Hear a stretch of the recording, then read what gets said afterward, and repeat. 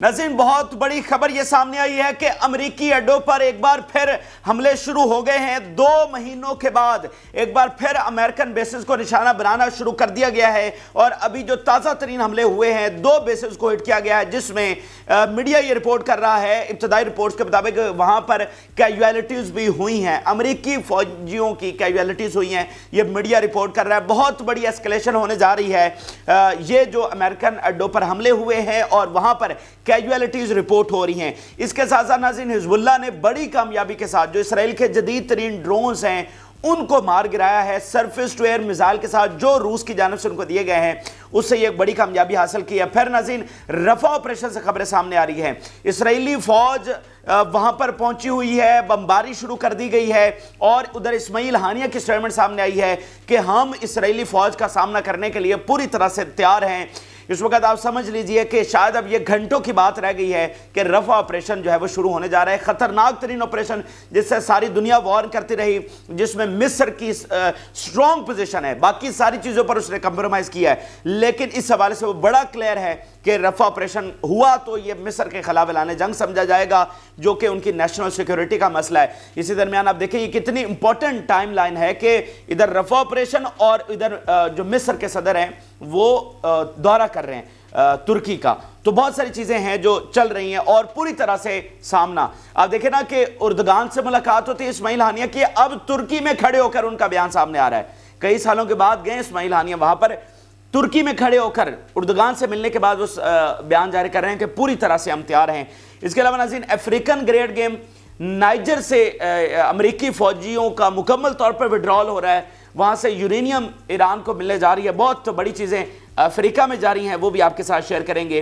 जिन लोगों ने चैनल को सब्सक्राइब नहीं किया उनसे रिक्वेस्ट करेंगे कि चैनल को ज़रूर सब्सक्राइब कर लें ताकि हर आने वाली वीडियो आप तक पहुँच सके। नाज़रीन, आगाज़ करते हैं हम जो इस वक्त के टॉप हेडलाइन बन चुकी है, जो कि एक बहुत गैर मामूली वाकया पेश आया है। अमेरिकन बेसेस को निशाना बनाया गया है। आपको याद होगा नाज़रीन के 2 माह पहले टावर 22 जॉर्डन में अटैक किया गया, उसके बाद अमेरिका के हमले बढ़े, फिर बाकी तंजीमों के जवाब में हमले बढ़े, फिर जो अमेरिकन बेसेस पर हमले हैं वो रुक गए। एंड इस अंडरस्टैंडिंग के साथ कि ठीक है अमेरिका उधर नहीं खुला जाकर सपोर्ट करेगा तो हम भी अमेरिका के ऊपर अटैक नहीं करेंगे। तो अब 2 माह के बाद ये अटैक किया गया है, जिसमें इब्तदाई रिपोर्ट्स के मुताबिक कैजुअलिटीज हुई हैं। तो ये एक सीरियस एस्केलेशन है। उस वक्त अमेरिकी फौजी मरे थे तो मैंने आपको बताया था कि ये बहुत बड़ा इस पर रिएक्शन आएगा। तो अगर अभी ये कैजुअलिटीज हुई हैं, जो 2 बेसेस को निशाना बनाया गया, उमर ऑयल फील्ड सीरिया के अंदर ये हिट किया गया, 4 मिसाइल हिट किए उमर ऑयल फील्ड को। फिर खरब अल जीर बेस है, इसको 4 मिसाइल और 1 ड्रोन के साथ निशाना बनाया गया है। और इसमें इंटरेस्टिंग बात यह है कि इराक से यह हमला हुआ है, बेसेस सीरिया में है लेकिन यह हमला इराक से हुआ है। अब अगर आप एक दिन पीछे चले जाएं तो पॉपुलर मोबिलाइजेशन फोर्स, जिसकी बेस के ऊपर निशाना बनाया गया, जहां पर कैजुअलिटीज भी हुई, तो हो सकता है कि ये उसका रद्द-ए-अमल आया हो। उस हमले के नतीजे में अमेरिका ने कहा था कि हमारी इसमें इन्वॉल्वमेंट बिल्कुल नहीं है, तो क्या पता उनकी हो, क्या पता ना हो, तो ये उसका रिएक्शन भी हो सकता है। इसके अलावा जो अमेरिका ने एड पास की है, ठीक है, उसका ये रिएक्शन भी हो सकता है, कोई और वजह भी हो सकती है, लेकिन जो भी वजह है अमेरिकन बेसेस के ऊपर अटैक शुरू हो गए और शायद अब ये तवातुर के साथ वही सिलसिला जो है वो दोबारा शुरू हो गया है। और अब तो उनके पास ये सलाहियतें आ गई हैं कि वो कैजुअलिटीज भी कर सकती हैं, अमेरिकन बेसेस को डायरेक्टली हिट कर सकती हैं। तो ये बहुत बड़ी चीज़ होगी, ठीक है, ये एक टर्निंग पॉइंट एक लिहाज से इस पूरी जंग में हो सकता है। तो अब देखते हैं कि आगे क्या सूरत हाल बनती है। ये आप स्टेटमेंट देखिए, information speaks of direct casualties inside the American base in खरब अल जीर। ये अल मायदीन लेबनान का सबसे बड़ा चैनल वो इसको रिपोर्ट कर रहा है और उसके मुताबिक अंदर इंजरीज हुई हैं। ये इब्तदाई रिपोर्ट्स हैं, क्योंकि कुछ देर पहले ये हमला हुआ है, तो ये इब्तदाई रिपोर्ट्स हैं।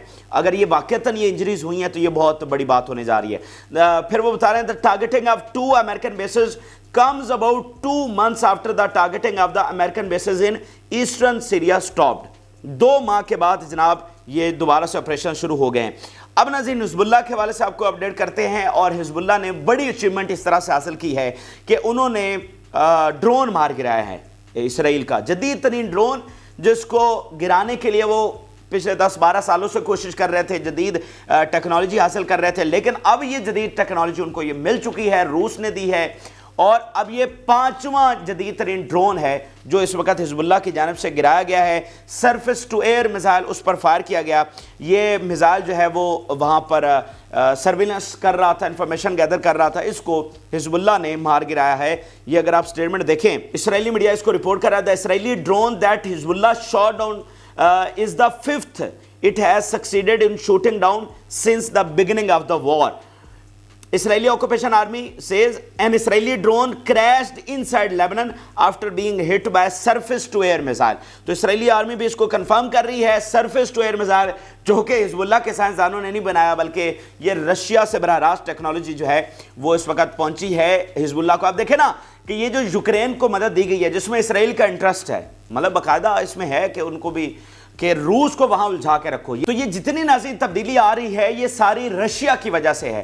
تو یہ اسرائیل کے انٹرسٹ میں ہے کہ رشیا کو وہاں پر کنٹین کیا جائے, رشیا کو وہاں پر ہرایا جائے. ٹھیک ہے, تو یہاں پر جو ایک سلسلہ چل نکلا ہے, یہاں پر جو ایک ویو آئی ہے اور فلسطین اور اس کے اتحادی تگڑے ہوئے ہیں اور فاتح اور غالب ہوئے ہیں, تو وہ رک جائے گی. کیونکہ ماضی اگر ہم اٹھا کر دیکھیں پچھلے 75 سالوں میں یہی تو ہوا ہے کہ آپ کے پاس کو پیچھے کوئی ایسی بڑی پاور نہیں تھی کہ جو آپ کو ٹیکنالوجی دیتی, جدید اسلحہ آپ کو دیتی, اور آپ خود بنا نہیں سکتے.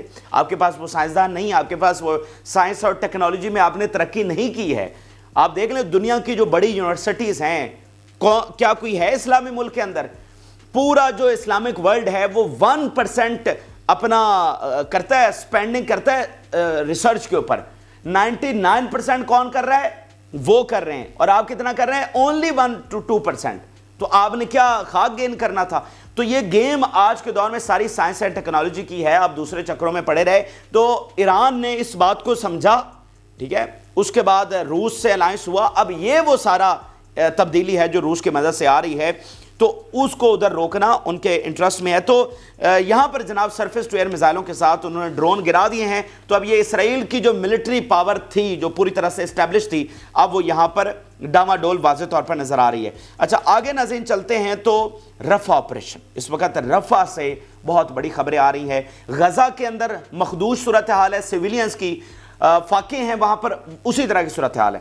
ٹھیک ہے, رپورٹس آ رہی ہیں کہ کچی قبروں کے اوپر ٹینک چلائے جا رہے ہیں, اس طرح کی رپورٹس آ رہی ہیں. اس طرح کا ظلم وہاں پر کیا جا رہا ہے. نارتھ میں, ساؤتھ میں, رفح میں لوگ فاقے برداشت کر رہے ہیں. بچوں کی تصاویر آ رہی ہیں, جو پسلیاں ہیں ان کی مطلب ہڈیوں کا ڈھانچہ نکلا ہوا ہے, وہ تصاویر وہاں سے آ رہی ہیں.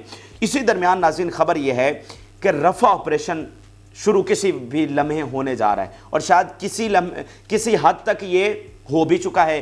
اس کی وجہ یہ ناظرین یہ ہے کہ وہاں پر اسرائیلی فوج پہنچی ہوئی ہے جو کہ اس سے پہلے وہاں پر نہیں تھی. یعنی اس سے پہلے وہ غزہ کے بارڈرز پر تھی, اب وہ رفح کے ادھر جو سراؤنڈنگ ایریاز ہیں وہاں پر پہنچ گئی ہے, وہاں پر وہ ڈپلائی ہو گئی ہے. پھر سراؤنڈنگ ایریاز میں جا کر وہ فلسطینیوں کو نکال رہی ہے. ایویکویشن جو کہ علامتی ایویکویشن آرڈرز ہیں, اس پر ہم تفصیلی بات کر چکے ہیں کہ وہ بیچارے کدھر جائیں, وہ کدھر جائیں, مطلب پیچھے تباہی, آگے مصر, جائیں کدھر. تو وہ علامتی آرڈرز ہیں. تو اس کے بعد جناب وہاں پر بمباری انہوں نے شروع کر دیا. ابھی الجزیرہ کی یہ تھوڑی دیر پہلے کی رپورٹ ہے کہ fresh Israeli attack on Rafah kills 5 Palestinians, most of them children. In total 8 فلسطینی بچے اور عورتیں اور مرد جو ہے وہ شہید ہوئے ہیں ابھی تھوڑی دیر پہلے بمباری میں. پھر وہ بتا رہے ہیں we have carrying wave of Israeli attack on Rafah. ٹھیک ہے, ایک پوری ویو ہے جو ہم اب کور کر رہے ہیں اور دیکھ رہے ہیں جو رفح کے اوپر آ رہی ہے. تو بمباری شروع کر دی گئی ہے, اسرائیلی فوج وہاں پر پہنچی ہوئی ہے اور شہادتیں وہاں پر ہو رہی ہیں. آپ ناظرین ذرا یاد کریں جو غزہ کا لارج اسکیل آپریشن ہوا تھا, یعنی 7 اکتوبر کے بعد جو زمینی آپریشن شروع کیا گیا تھا غزہ کا, اگر آپ اس کی ٹیکنیک کو غور کریں تو آپ کو یہاں پر بہت ساری باتیں سمجھ آ سکتی ہیں. غزہ میں جو لارج زمینی آپریشن لارج اسکیل شروع ہوا تھا اس میں کیا تھا کہ اسرائیلی فوج بارڈرز کے اوپر پہنچی, پھر وہ اندر گئی, تھوڑی تعداد کے اندر گئی, اس نے آپریشنز کیے اور 24 گھنٹوں کے بعد وہ واپس آ گئی. اس کے بعد جناب اندر گئی, واپس آ گئی. یہ 10 12 15 دن یہ سلسلہ چلتا رہا اور یہی کنفیوژن رہی کہ بھائی یہ زمینی آپریشن شروع ہو چکا ہے نہیں ہوا. انہوں نے اسی طرح دنیا کو الجھا کے رکھا.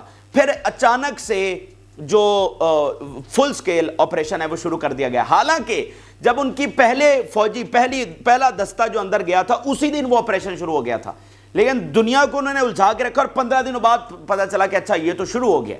ٹھیک ہے, تو یہ سیم ٹیکنیک یہاں پر استعمال کی جا رہی ہے. یار اسرائیلی فوج وہاں پر کیا لینے گئی ہوئی ہے؟ جو پہلے باہر بارڈر کے اوپر بیٹھی ہوئی تھی، اب تسلسل کے ساتھ وہاں پر حملے شروع ہو گئے. یعنی الجزیرہ رپورٹ کر رہا ہے کہ وی آر کورنگ ویو، ایک پوری ویو ہے جو ہم یہاں پر کور کر رہے ہیں اور دیکھ رہے ہیں. ٹھیک ہے، تو اسرائیلی فوج کا وہاں پر جانا، علامتی آرڈر جاری کرنا، پھر وہیں پر جا کر بمباری کرنا، بچوں اور عورتوں کو شہید کرنا، کس لیے؟ تو یہ آپریشن آپ سمجھ سکتے ہیں اس ٹیکنیک کے مطابق شاید کسی لیول کے اوپر شروع ہو چکا ہے. یہ دنیا اسی میں رہے گی کہ اچھا یہ تو ایک آدھ بمباری ہو رہی ہے، ایک آدھ حملہ ہو رہا ہے، یہ آہستہ آہستہ وہ آگے بڑھتے رہیں گے اور آپ کو اچانک پتہ چلے گا کہ لارج اسکیل آپریشن وہاں پر شروع ہو چکا ہے. آپ دیکھیں، آپ اس بات کو تو مانتے ہیں کہ وہ رفح آپریشن سے پیچھے نہیں ہٹیں گے، تو جب انہوں نے پیچھے نہیں ہٹنا تو ابھی وہ کریں گے، اور کیا وہ 6 مہینوں کے بعد کریں گے؟ ابھی انہوں نے کرنا ہے. تو وہ مجھے لگتا ہے اس ٹیکنیک کو اگر ہم دیکھیں، اور جو الجزیرہ رپورٹ کر رہا ہے کہ پوری ویو ہمیں نظر آ رہی ہے حملوں کی، تو وہ شاید کسی لیول کے اوپر شروع بھی ہو چکا ہے. ابھی اسماعیل ہانیہ کی سٹیٹمنٹ سامنے آئی ہے اور وہ کافی اہم ہے، معنی خیز ہے اس بات کو سمجھنے کے لیے کہ صورتحال کتنی سنجیدہ ہے. اسماعیل ہانیہ کی سٹیٹمنٹ سامنے آئی ہے، انہوں نے کہا ہے کہ ہم وارن کرتے ہیں، تمام عرب ملکوں کو بھی بتا رہے ہیں کہ یہ ہونے جا رہا ہے، اور ساتھ انہوں نے کہا کہ اگر اسرائیلی فوج آ رہی ہے تو پھر ہم پوری طرح سے تیار ہیں. We warn against entering Rafah because this may cause a great massacre against our Palestinian people. We call on the brotherly countries in Egypt, our brothers in Turkey, all the directly related countries, our brothers in Qatar as mediators, and the European countries and others to take action into the curb the aggression and prevent entry into Rafah. وہ سب کو آخری ایک جو ہے نا وار کر رہے ہیں، آخری دفعہ عربوں کو، یورپین کو، سب کو، کہ یہ ہونے جا رہا ہے، اس کے بعد چیزیں کسی کے کنٹرول میں نہیں رہیں گی. تو آپ سب کی یہ ذمہ داری ہے، یہ انسانیت کی ذمہ داری ہے کہ اس کو روکیں، رفح میں جانے سے ان کو روکیں. اس کے بعد معاملات بہت خرابی کی طرف چلے جائیں گے. اور انہوں نے کہا کہ اگر نہیں رکتے، but if the Zionist enemy decide to go Rafah, our Palestinian people will also not raise the white flag. ہم جھکیں گے نہیں، ہم وائٹ فلیگ نہیں لہرائیں گے، جس کو یہ مانتے بھی نہیں ہیں. ہم وائٹ فلیگ نہیں لگائیں گے، ہم سرنڈر نہیں کریں گے. But and the resistance in Rafah is also ready to defend itself and confront this aggression against itself and its people. سب کو وارن کر رہے ہیں، وہ عربوں کو، یورپ کا ادھر ادھر، اسرائیل کو وارن کر رہے ہیں. لیکن اس سب کی چیزوں کے باوجود اسرائیلی فوج اندر جاتی ہے تو وہ کہہ رہے ہیں کہ پھر ہم تیار ہیں، ہم ریڈی ہیں، ہم سرنڈر کرنے کے لیے وہاں پر نہیں بیٹھے ہوئے، ہم ان کا سامنا کرنے کے لیے بیٹھے ہوئے ہیں اور ان کو عبرتناک شکست جو ہے وہاں پر دیں گے. اس کے علاوہ ایک اور جو چیز ابھی اس حوالے سے ریلیونٹ ہے کہ نتن یاہو نے سپیچ کی ہے، جو ادھر سے ایڈ ملی، اس کے بعد اس نے سپیچ کی اور اس میں اس نے کہا کہ we are increasing our military operation against Hamas. اس وقت فوج تو نہیں ہے وہاں پر غزہ میں، تو یہ حماس کے خلاف کہاں پر وہ آپریشنز بڑھانے جا رہے ہیں؟ غزہ اور رفح میں ہی بڑھانے جا رہے ہیں. تو یہ بڑی معنی خیز سٹیٹمنٹ ہے کہ ادھر ایڈ آئی ہے، ساتھ انہوں نے اناؤنس کر دیا ہے کہ جناب ہم اپنے آپریشنز جو ہے وہ انکریز کرنے جا رہے ہیں. لیکن جیسے حماس نے کہا کہ ہم عبرتناک شکست دیں گے، کیا وہ دے سکتے ہیں؟ اسرائیل کے اندر کیا سمجھا جا رہا ہے؟ ان کے جنرلز کیا دیکھ رہے ہیں کہ 6.5 مہینوں میں جو غزہ میں ہوا، کیا وہی اسرائیلی فوج کے ساتھ رفح میں ہونے جا رہا ہے؟ میں انہی کے جنرلز کی سٹیٹمنٹ آپ کے سامنے رکھنے جا رہا ہوں. ان کا تجزیہ کیا ہے، وہ کس طرح سے دیکھ رہے ہیں اسرائیلی فوج کی صلاحیتوں کو کہ کیا وہ فاتح ہو سکتی ہے یا نہیں. بہت بڑی سٹیٹمنٹ آپ کے لیے لے کر آیا ہوں. ان کے ایک بہت فیمس جنرل ہیں یتزاک بریک، مریو آن لائن اس کو رپورٹ کر، آپ ذرا اسکرین پر دیکھیے. General Yitzhak is convinced Israel should declare an end to the war we have already lost. یہ ان کا جنرل کہہ رہا ہے، میں جذبات میں آ کر بات نہیں کر رہا، کوئی اور عرب میڈیا کو اینالسٹ جذبات میں آ کر بات نہیں کر رہا. یہ ان کا جنرل کہہ رہا ہے کہ وی ہیو آلریڈی لاسٹ دا وار. تو آپ ہار چکے ہیں، یہ آپ کی ہٹ دھرمی ہے. آپ کے پاس بم ہیں جو آپ کو ٹک کر نہیں بیٹھنے دے رہے، اور پیچھے امریکی سپورٹ ہے جو آپ کو ٹک کر بیٹھنے نہیں دے رہی، اس لیے آپ بم پہ بم گرائیں گے. اچیومنٹ آپ کی نہ پہلے کچھ تھی نہ آج ہے. اچیومنٹ کیا ہوتی ہے؟ ملٹری اچیومنٹ کیا ہے؟ آپ نے اپنا ہدف حاصل کیا یا نہیں؟ نہتے لوگوں کو شہید کرنا. یہ دنیا کی کسی کتاب میں اس کو اچیومنٹ نہیں لکھا جاتا. یہ دنیا کی بزدل ترین فوج کرتی ہے جو اسرائیلی فوج اس وقت کر رہی ہے، اور پھر اس کا انجام بہت برا بھگتنا پڑتا ہے.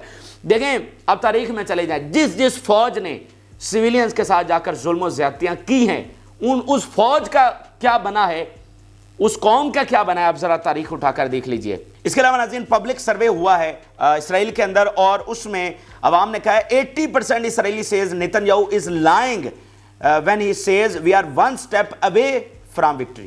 یہ کہہ رہا ہے نیتن یاہو کہ ہم صرف ایک سٹیپ دور ہیں. وہ ایک سٹیپ کیا ہے؟ ایک سٹیپ وہ رفح آپریشن ہے نا. جس کو یہ لاسٹ سٹیپ کہہ رہا ہے کہ وہاں پر جائیں گے تو وکٹری مل جائے گی. 80% اسرائیلی کہہ رہے ہیں کہ یہ جھوٹ بول رہا ہے. تو اگلے 48 گھنٹے ناظرین اس حوالے سے بڑے امپورٹنٹ ہیں اور مزید چیزیں کلیئر ہو جائیں گی. اسرائیلی فوج تو وہاں پر ہے, بمباری تو شروع ہو گئی ہے, آگے 48 گھنٹوں میں دیکھتے ہیں کہ کیا ہوتا ہے. لیکن یہ بات آپ ذہن میں رکھیں کہ یہ آپریشن تو لوہے پر لکیر ہے, یہ ہونا ہی ہونا ہے. ان کے انٹینشنز, ان کے ارادے ہمیں پہلے دن سے ہم بار بار آپ کے سامنے رکھ رہے ہیں. اچھا آگے چلتے ہیں تو افریقہ میں آپ کے لیے چلتے ہیں. افریقی گریڈ گیم کیا جاری ہے, وہاں سے بڑی خبر ناظرین یہ آئی ہے کہ امریکہ وہاں سے ان کو کمپیل کیا جا رہا ہے, مطلب مار بھگایا جا رہا ہے وہاں پر نائجر سے. آپ کو پتہ نا کہ ایک کے بعد ایک اسلامی ملک براعظم افریقہ سے آزاد ہو رہا ہے, اور یہ بہت بڑا فنامنا ہے جو وہاں پر صدی کے بعد دیکھنے کو مل رہا ہے. تو 1000 ٹروپس جو موجود تھے نائجر کے اندر, اب وہ وہاں سے نکلنے جا رہے ہیں, بلکہ نکالا جا رہا ہے ان کو. امریکہ نے تو آخری حد تک کوشش کی لیکن ان کو نکالا جا رہا ہے. اس وقت افریقن نیشنز کے اندر جہاں سے امریکی فوج نکل رہی ہے وہاں جشن منایا جا رہا ہے, ان کو آزادی مل رہی ہے, اور یہ بہت بڑا امپیکٹ کریٹ کر رہے ہیں. وہاں پر رشیا اور ایران جا رہے ہیں, ان کے ٹروپس جا رہے ہیں. ابھی نائجر اسی ملک سے جہاں سے امریکی فوجی نکل رہے ہیں, وہاں سے یورینیم کا معاہدہ ہوا ہے جو ایران لینے جا رہا ہے ان سے یورینیم اپنا نیوکلیئر ویپن بنانے کے لیے. تو اسلامی ملکوں میں ایران اور رشیا کے ٹروپس وہاں پر جا رہے ہیں سیکیورٹی سنبھالنے کے لیے. تو یہ بہت بڑی چیزیں ہیں جو لارجر پکچر میں ہو رہی ہیں, جو بڑے پردے کے اوپر جو گیم ہے جس کا اس وقت مرکز مڈل ایسٹ کی جنگ ہے, اور پھر اس کی بڑے پردے کے ساتھ گیم اٹیچڈ ہے. یہ ساری چیزیں آپس میں کنیکٹڈ ہیں. اس وقت جو چیزیں ہو رہی ہیں, چاہے وہ یوکرین کی جنگ ہو, وہ مڈل ایسٹ سے ڈیٹیچ نہیں ہے, وہ فلسطین کے ساتھ ڈیٹیچ نہیں ہے. وہاں پر لڑنے والا کون ہے؟ روس ہے, جو یہاں شام میں بیٹھا ہوا ہے, جو حماس حزب اللہ یمن کو اسلحہ دے رہا ہے. تو یہ ڈیٹیچ کیسے ہو سکتی ہیں؟ وہ ساؤتھ چائنا سی میں ہونے والے واقعات وہ ڈیٹیچ نہیں ہے مڈل ایسٹ کے ساتھ. تو یہ ساری چیزیں آپس میں کنیکٹڈ ہیں. تو بڑے پردے کے اوپر بہت ساری چیزیں چل رہی ہیں. یہ ساری چیزیں ہمیں بتاتی ہیں ایک ایک ریجن سے کہ معاملات ان کے ہاتھوں سے نکل رہے ہیں. یہ چاہے پلان کچھ بھی بناتے رہے. دیکھیں ابھی یوکرین کو انہوں نے ایڈ دی, وہاں سے آپ کو پتا ہے اسٹیٹمنٹ کیا آئی ہے؟ انہوں نے کہا اب آپ دیکھ لیں کہ یہ ویتنام اور افغانستان بننے جا رہا ہے یوکرین. یہ یوکرین سے اسٹیٹمنٹ سامنے آئی ہے جب $60 بلین ان کو دیے ہیں. اس کے بعد انہوں نے کہا یہ تو آپ نے بہت دیر کر دی, یہ یہاں پر افغانستان اور ویتنام بننے جا رہا ہے. آپ اندازہ لگائیے. تو یہ پلان کچھ بھی بناتے رہیں, گراؤنڈ ریالٹیز مختلف ہیں. اچھا ایک اور ثبوت آج میں آپ کے سامنے رکھنا چاہتا ہوں, بڑی دلچسپ یہ چیز آپ کے لیے لے کر آئے ہیں کہ یہاں پر جنگیں پھیلیں گی, عالمی جنگ بھی ہو سکتی ہے. اس کا نیا ثبوت آپ کے لیے لے کر آیا ہوں. گریٹ وارز ہونے جا رہی ہیں. اس کی وجہ یہ ہے کہ امریکی میڈیا خاص طور پہ اس کے اوپر لکھ رہا ہے, کھل کر لکھ رہا ہے اور اپنی کارستانیاں بتا رہا ہے. وہ یہ بتا رہا ہے کہ ہمارا جو اسلحہ ساز کمپنیز ہیں وہ کس طرح سے یہ ساری لابینگ کر رہی ہیں. مڈل ایسٹ کی جنگ سے ان کو کتنا فائدہ ہوا ہے. مڈل ایسٹ کی جنگ سے انہوں نے ٹریلینز آف ڈالرز تک بات پہنچ گئی ہے ملٹری ایکسپینڈیچر کی وجہ سے. جو سیل ہے اسلحہ کی وہ ریکارڈ کے اوپر ہے, ٹھیک ہے, یوکرین کی وجہ سے ریکارڈ کے اوپر ہے سیل. تو یہ جنگیں رکنے والی نہیں ہیں. وہ امریکی میڈیا خود انکشاف کر رہا ہے کہ یہ ہماری ساری اسلحہ ساز کمپنی کی کارستانیاں ہیں. اس میں وہ آئزن ہاور جو کہ امریکی صدر ہیں, بہت فیمس امریکی صدر رہے ہیں, جن کا یہ آئزن ہاور ایئر کرافٹ بھی ہے سب سے بڑا ایئر کرافٹ.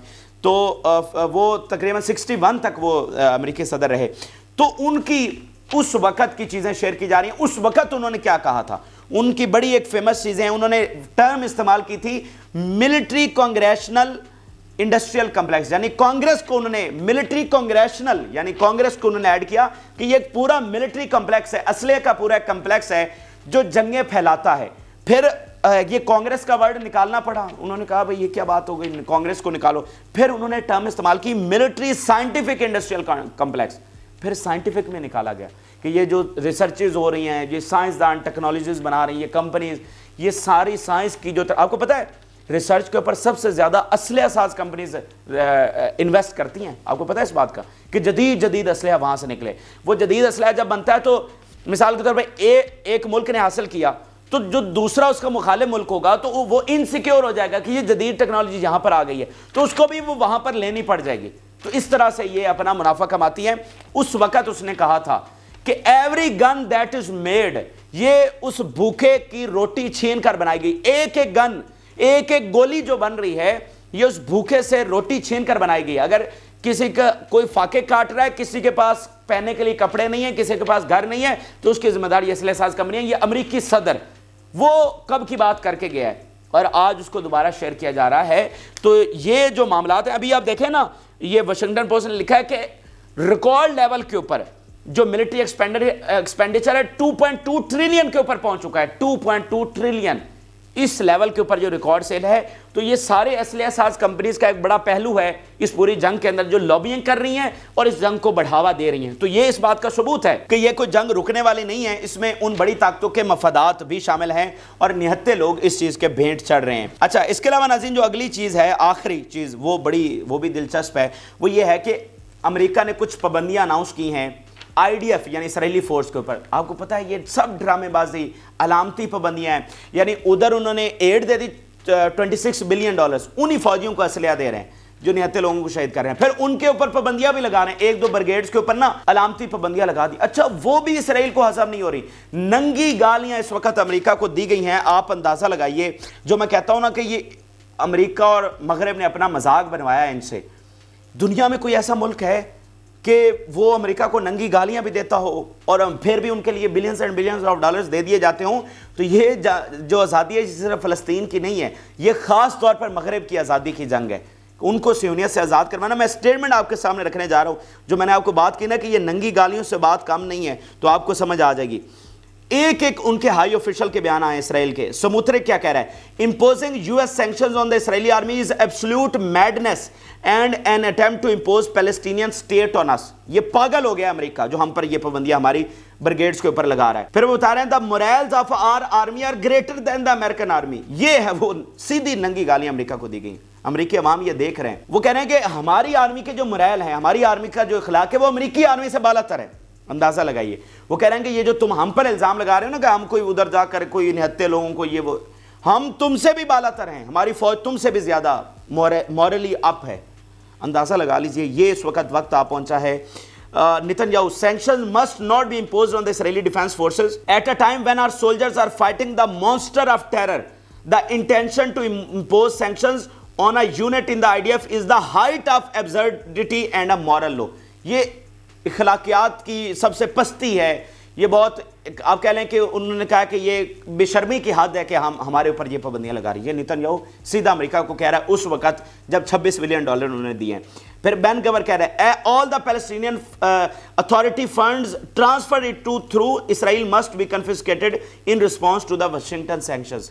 इनकी पाबंदियों के जवाब में फलस्तीनियों के फंड्स रोक लो। ये इंतहा पसंद। फिर आइजनकोट कह रहा है imposing sanctions on the Natza Yehuda battalion is fundamentally wrong and we will work to prevent the decision. Any complaints should be directed to political and military leaders, not to officers and soldiers. फिर इसके अलावा एक और बड़ी अहम चीज सामने आई कि law requires US to impose sanctions on Israeli military unit. आप अंदाजा लगाइए। उधर पता चला है कि इसराइल के ऊपर पाबंदियां लगाने के लिए बकायदा लॉ चाहिए, उधर इमदाद देने के लिए कोई लॉ नहीं है। ईरान पर, रशिया पर, बाकी दुनिया पर सैंक्शंस लगाने के लिए कोई लॉ नहीं है, लेकिन इसराइल की आर्मी पर पाबंदियां लगाने के लिए आपको बकायदा लॉ चाहिए। तो मुझे बताइए, ये फलस्तीन गुलाम है या अमेरिका गुलाम है? वो फलस्तीन तो आज़ाद है जो इस फिरौनों के सामने खड़ा है और दुनिया को आज़ाद करवा रहा है। असल गुलाम तो ये हैं जिनको पता ही कुछ नहीं है। अमेरिकन को पता ही नहीं था कि वो इस तरह से उनका सिस्टम कंट्रोल है।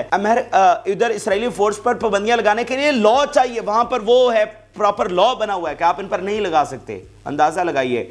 बड़े वो बाइडन उठता है तो उठते साथ ही जनाब वो सैंक्शन मजीद ईरान पर लगा देता है, रशिया पर लगा देता है। चाइना उनके लिए सबसे बड़ी ईवल है। अभी उन्होंने एक्सेस ऑफ ईवल का लफ्ज इस्तेमाल किया चाइना, रशिया, ईरान के लिए। तो ये क्या है? तो ये दुनिया देख रही है, अमेरिकन सबसे ज्यादा देख रहे हैं। इसीलिए जो तज्जिया हो रहा है, देखिए ये 2-4 दिनों की बात तो नहीं, ये मंथ्स एंड ईयर्स की बात है कि ये जो पॉलिसी आज अमेरिका बना रहा है, अमेरिकी अवाम कहीं और खड़ी है। तो ये पॉलिसी उनकी कामयाब नहीं होने वाली ना। ये 2 दिन की जंग है, तो ये लंबा मामला चलना है और ये लंबी जंग है। तो उसमें एक्सपर्ट ये कह रहे हैं कि ये टोटल डिजास्टर पॉलिसी है। नेशन कहीं और खड़ी है, बाइडेन इंतजामिया कुछ कहीं और खड़ी है। और अब देख रहे हैं यूक्रेन कह रहा है कि ये तो वियतनाम और अफगानिस्तान बनने जा रहा है। ये इस वक्त के अहम तरीन और ताज़ा तरीन हक़ाइक़ हैं जो आपके साथ शेयर किया। आप अपनी राय जरूर आगाह करें। जिन लोगों ने चैनल को सब्सक्राइब नहीं किया उनसे रिक्वेस्ट करेंगे कि चैनल को जरूर सब्सक्राइब कर लें ताकि हर आने वाली वीडियो आप तक पहुँच सके। इजाज़त, अल्लाह हाफ़िज़।